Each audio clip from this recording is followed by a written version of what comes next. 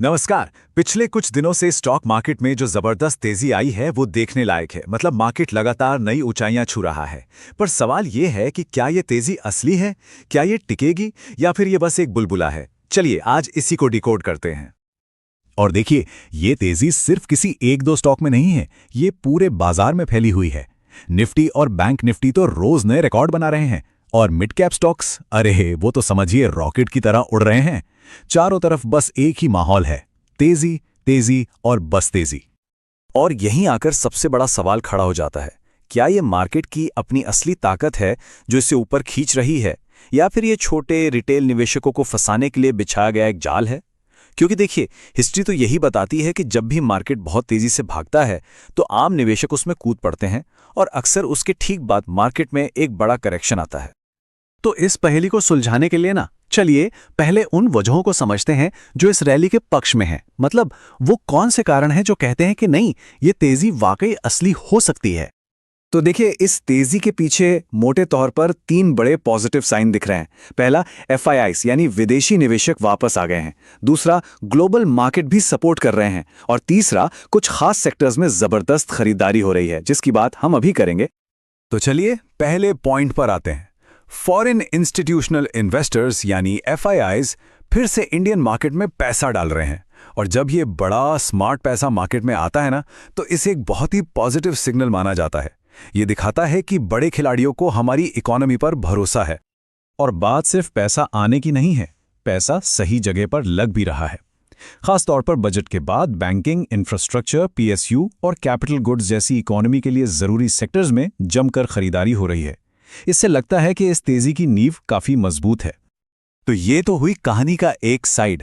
जो लोग तेजी में हैं वो मानते हैं कि ये रैली मजबूत फंडामेंटल्स और इन्वेस्टमेंट फ्लो पर टिकी है। लेकिन जैसा कहते हैं ना, हर सिक्के का एक दूसरा पहलू भी होता है। तो ये बहुत जरूरी है कि हम उस दूसरे पहलू को भी समझें। तो अब बात करते हैं उन कारणों की जो हमें थोड़ा सावधान रहने को कह रहे हैं। आखिर क्यों कुछ एक्सपर्ट्स को लग रहा है कि ये तेजी एक बड़ा ट्रैप, एक जाल हो सकती है।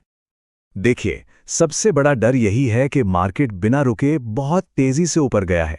ऐसे में अगर बड़े इन्वेस्टर्स ने अचानक से अपना प्रॉफिट निकालना शुरू कर दिया तो मार्केट को नीचे आने में देर नहीं लगेगी। सिर्फ 2 से 3 दिन में ही एक शार्प करेक्शन आ सकता है। और इस डर के पीछे 3 ठोस वजह हैं। पहली, मार्केट ऑलरेडी बहुत भाग चुका है।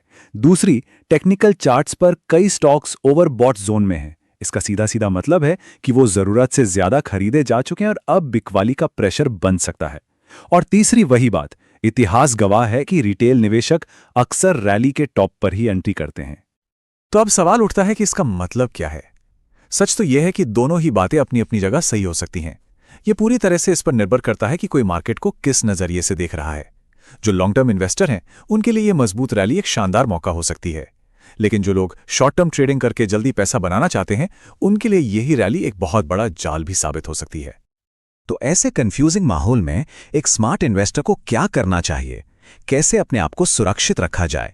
चलिए अब उस स्ट्रैटेजी पर बात करते हैं जो ऐसे बाजार में काम आ सकती है। ये 4 पॉइंट की स्ट्रैटेजी बहुत काम की है। पहला, फोमो यानी फियर ऑफ मिसिंग आउट से बचें। मतलब चलती ट्रेन में कूदने की कोशिश मत करिए। दूसरा, सही टेक्निकल सिग्नल या एक कंफर्म्ड ब्रेकआउट का इंतजार करिए। तीसरा और सबसे जरूरी, हमेशा एक स्टॉप लॉस लगाइए ताकि अगर मार्केट गिरे तो आपका नुकसान लिमिटेड रहे। और चौथा, ज्यादा लालच मत करिए, समय समय पर प्रॉफिट घर लाते रहिए।